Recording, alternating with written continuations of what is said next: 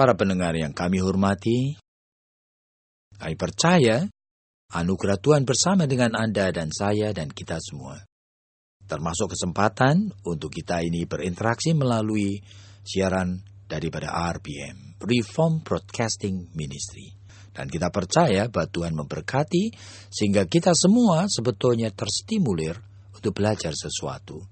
Dan termasuk saat ini juga, saya terus-menerus berdoa, biar apa yang kami akan bicarakan boleh menjadi rencana Tuhan untuk melengkapi Anda semua. Dan kita akan tumbuh dalam kebenaran. Dan kita masih membicarakan sebetulnya di dalam topik yang sama. Menjadi pria yang sejati dan menjadi wanita yang bijak. Dan kita sudah tiba kepada poin di mana kita membicarakan sebagai wanita yang bijak. Yang seringkali juga bisa kita katakan menjadi wanita yang sejati. Dan kita tahu kenapa kita membicarakan ini. Karena manusia setelah jatuh di dalam dosa, kehilangan justru identitas dan jati dirinya yang paling esensial. Nah, kita sudah bicarakan bahwa banyak wanita kehilangan kesejatian wanitanya. Akhirnya terus menolak akan apa yang Tuhan berikan sesuai dengan naturnya. Dan melahirkan pun tidak mau secara natural. Bahkan dia tidak mau menyusui anaknya. Oleh karena takut kalau kehilangan akan kecantikannya. Dan banyak wanita yang terus-menerus berpikir dan menemukan kebahagiaannya itu melalui bagaimana pria mengagumi dirinya. Bagaimana pria tergila-gila terhadap dia. Sehingga banyak wanita tidak pernah berani keluar dari kamarnya kecuali dia sudah merasa dirinya punya confidence karena dia cantik. Barangkali untuk spend waktu, uang, tenaga untuk mendapatkan kecantikan. Kadang-kadang itu mengejutkan dan mengherankan. Ada begitu banyak wanita yang bahkan mendapatkan efek-efek sampingan oleh karena apa? Operasi plastik. Mencoba mengubah akan wajahnya dan sebagainya. Dan tubuhnya, bagian-bagian tertentu dari tubuhnya.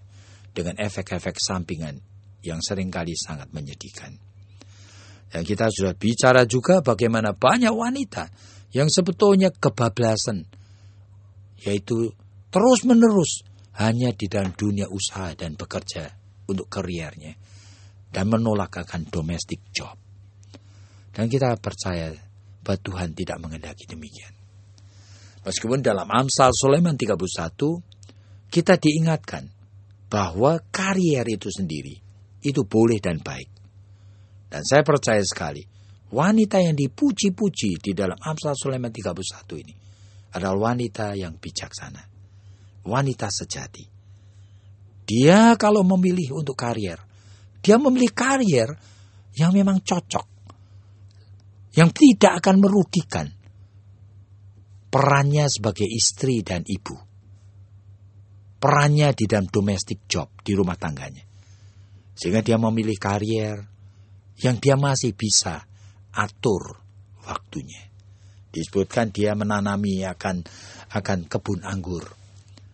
Jadi dia itu melakukan pekerjaan yang bisa didelegasikan kepada budak-budaknya.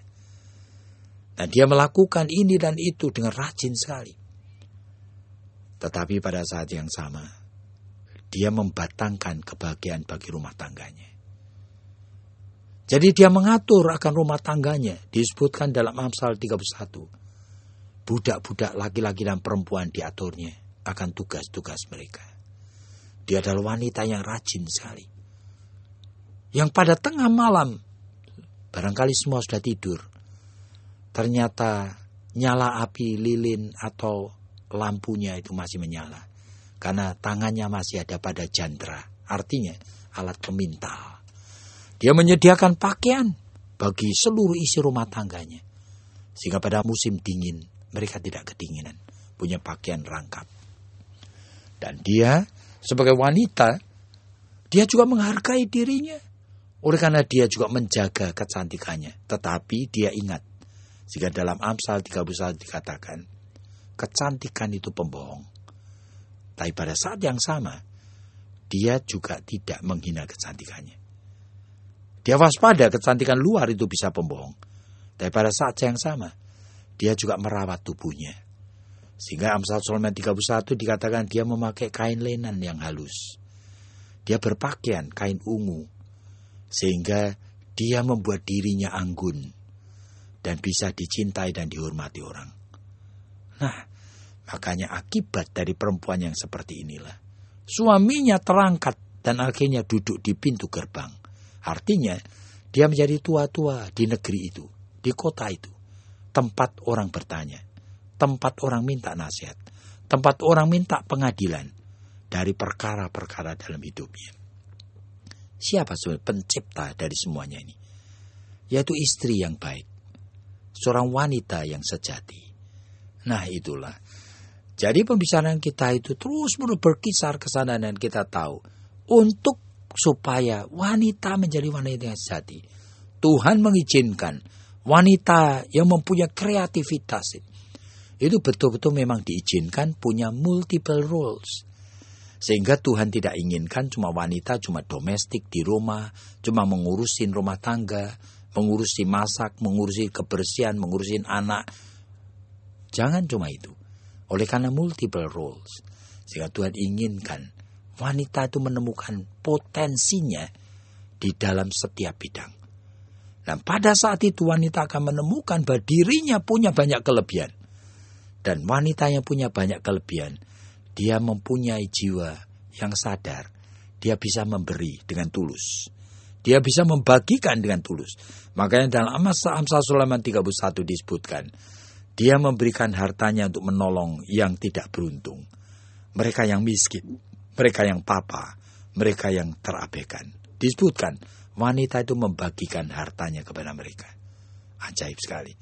Jadi inilah, setiap wanita yang kembali menemukan akan naturnya sebagai wanita yang sejati, dia akan rela sebetulnya itu untuk melayani suaminya. Karena dia merasa dirinya punya sesuatu. Dia tidak merasa dirugikan. Sehingga pelayanannya pada suami dan pada anaknya bukanlah obligation, bukanlah kewajiban, bukanlah hukuman, bukanlah sesuatu yang saya tidak bisa hindarkan dan saya tidak suka. Tetapi dia dengan sukarela memberi. Kenapa? Karena Tuhan mempunyai desain. Wanita harus memainkan multiple roles. Dengan itu, dia akan menemukan potensinya dan dia akan bangga dengan kelebihannya. Dan dia merasa dirinya punya sesuatu yang bisa diberikan kepada orang lain. Dalam bentuk pelayanan, di dalam bentuk cinta kasih. Sekarang kita akan mendengar apa yang Bu Esther mau katakan. Iya Pak, sebetulnya sangat menarik ya. Kenapa kok di dalam Amsal 31 itu dengan terperinci begitu ya. Seolah-olah Tuhan itu ingin memberikan kepada manusia begitu ya. Suatu guidance, suatu panduan begitu. Bahwa wanita itu ternyata juga bisa berperan itu dengan peran dan fungsi yang bermacam-macam. Bisa melayani, bisa mengasihi, bisa bekerja. Nah, apakah ini tuh sebetulnya bukan merupakan suatu suatu mimpi begitu ya? Oleh karena dari 10 wanita mungkin satu aja kemungkinan tidak ada.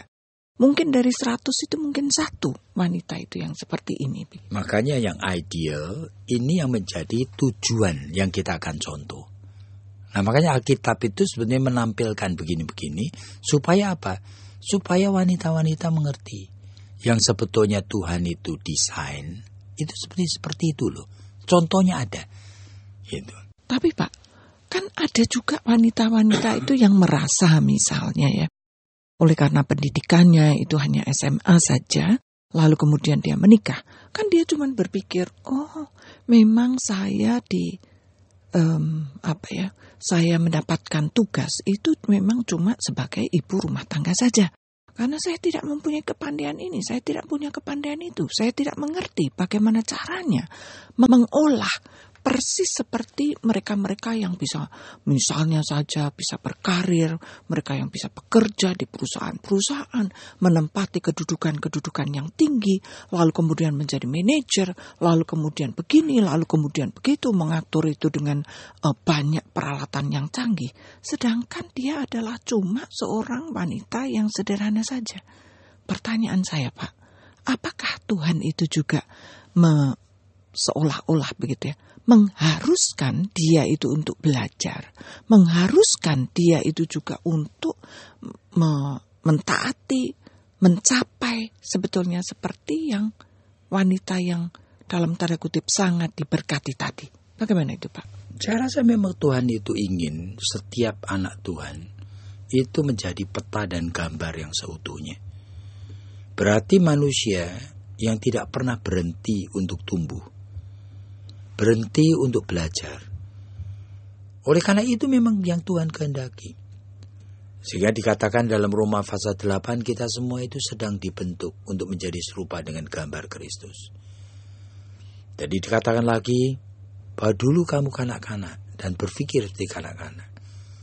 Tapi seharusnya setelah kita belajar, kita meninggalkan yang kekanak-kanakan ini. Bahwa dulu di dalam Ibrani dikatakan, kamu biasa hanya mau minum air susu. Tetapi seharusnya kamu belajar untuk makan makanan yang keras. Tapi bagaimana, Pak, dengan keterbatasan daripada setiap orang yang dalam tanda kutip ini kan berbeda-beda. Walaupun ya dia tahu kalau seperti tadi Bapak menjelaskan begitu ya, dan dia itu mendengar, kan juga ada keinginan. Tapi kan dia merasa, aduh, kepandaian saya terbatas. Aduh, kemampuan saya juga terbatas. Aduh, mungkin saya juga tidak mempunyai ini, saya juga tidak mempunyai itu. Nah, bagaimana seorang itu lalu kemudian ada kliknya begitu loh. Lalu kemudian celik matanya. Lalu kemudian dia itu merasakan, waduh, sebetulnya saya bisa berusaha dengan lebih baik. Kalau toh saya menjadi ibu rumah tangga, saya menjadi ibu rumah tangga yang nomor 1 begitu. Saya percaya selalu hubungannya dengan Tuhan itu selalu titik awal. Jadi kalau dia itu tidak close dan tidak right with God, dia sebetulnya kepekaan tidak akan muncul. Jadi dia selalu berpikir yang dengan pikirannya sendiri. Dia selalu bereaksi sesuai dengan instingnya. Tetapi kalau orang itu dekat dengan Tuhan, Roh Kudus yang akan terus menggelisahkan dia. Roh Kudus yang akan mengingatkan dia. Roh Kudus yang akan menegur dia. Oleh karena dia anak Tuhan. Jadi kalau tidak dekat dengan Tuhan, ya memang akhirnya semakin gelap, makin buta dia. Makin tidak mengerti, makin tidak peka. Gitu. Nah, jauh dari Tuhan, itu bisa dalam bentuk bukan hanya dia tidak menyukai hal-hal rohani, tetapi bisa karena dia berkanjang dalam dosa. Jadi berbagai macam dosa yang memang dia lakukan. Jadi Pak, sebetulnya kalau tadi Bapak mengatakan sebetulnya hubungan dengan Tuhan itu menjadi kunci begitu ya. Kalau begitu, itu kan sebetulnya kepada setiap orang itu kan ada kesempatan-kesempatan untuk bertumbuh dan berubah begitu Pak. Pasti. Tapi kalau kita melihat misalnya ya, orang tua kita pada zaman dahulu begitu ya. Pada saat mereka itu hidup, kan kayaknya mereka itu hidup itu juga mengalir begitu saja. Dan toh kayaknya kok Tuhan juga memberkati begitu.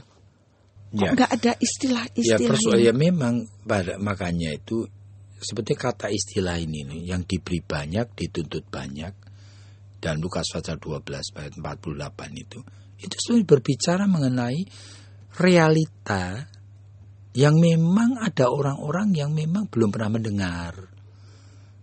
Lingkungannya itu tidak sebetulnya ready untuk itu, tidak kondusif untuk itu dan sebagainya.